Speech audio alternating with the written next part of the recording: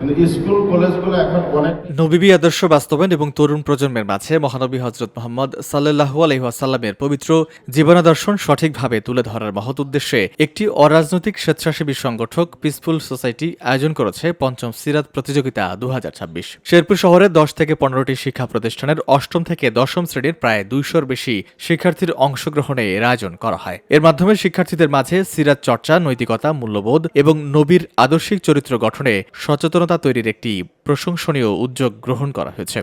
বসুন্ধরা, উত্তরা, বনশ্রী, কুড়িল ও বাড্ডা সহ রাজধানীর বিভিন্ন স্থানে অভিজাত ও অত্যাধুনিক মানের ফ্ল্যাট কেনার এক নির্ভরযোগ্য প্রতিষ্ঠান প্লেজেন্ট প্রপার্টিজ লিমিটেড। আয়োজকরা বিশ্বাস করেন এ ধরনের কার্যক্রম তরুণদের সৎ, সচেতন এবং আদর্শ নাগরিক হিসেবে গড়ে তুলতে গুরুত্বপূর্ণ ভূমিকা রাখবে। সকালে শেরপুর পৌর অডিটোরিয়ামে প্রতিযোগিতার ভাইবা পরীক্ষা ও পুরস্কার বিতরণী অনুষ্ঠিত হয়েছে। এতে মোট 28 জন শিক্ষার্থী ভাইবা পর্বে অংশগ্রহণ করে। প্রতিযোগিতায় প্রথম স্থান অধিকার করেন মোহাম্মদ নাঈম ইসলাম।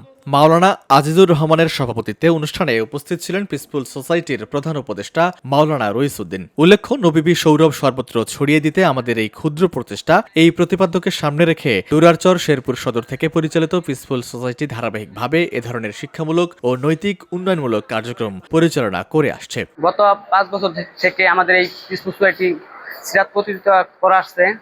দীর্ঘ 5 বছরে আমরা অনেক শিক্ষার্থীদের মাঝে বিনামূল্যে বই বিতরণ করে তাদের মহানবী সাল্লাল্লাহু আলাইহি সাল্লামের জীবন আদর্শ তুলে ধরার মাধ্যমে আমরা স্কুল পড়ুয়া শিক্ষার্থীদের জ্ঞানের আলো পৌঁছানোর চেষ্টা করতেছি। VOD Bangla news desk.